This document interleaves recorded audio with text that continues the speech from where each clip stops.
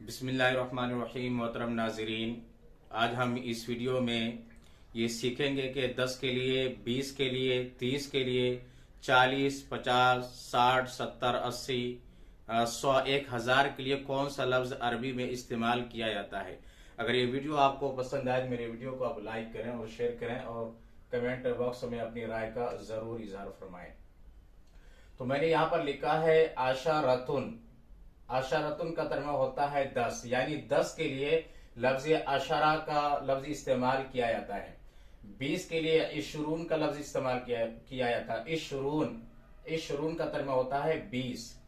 सलासून, सलासून का तर्जुमा होता है 30, यानी 30 के आदत के लिए अरबी में सलासून का लफ्ज इस्तेमाल करते हैं। 40 के लिए अरबाउन का लफ्ज इस्तेमाल करते हैं। 50 के लिए खमसून का लफ्ज इस्तेमाल करते हैं, यानी 50 के आदत को जाहिर करना है तो अरबी में लफ्ज खमसून इस्तेमाल किया जाता है।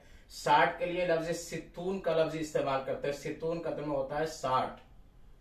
70 के लिए सबऊन का लफ्ज इस्तेमाल करते हैं। 80 के लिए समानून का लफ्ज इस्तेमाल करते हैं, समानून।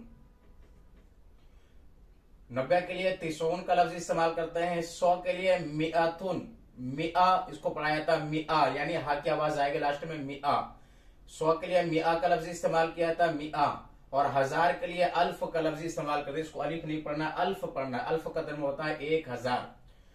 तो अरबी में 10 के लिए अशरा, 20 के लिए इशरून, 30 के लिए सलासून, 40 के लिए अरबाउन, 50 के लिए खमसून, 60 के लिए सित्तून और 70 के लिए सबऊन, 80 के लिए समानून, 90 के लिए तिसून, 100 के लिए मिआ, 1000 के लिए अल्फ का लफ्ज इस्तेमाल किया जाता है।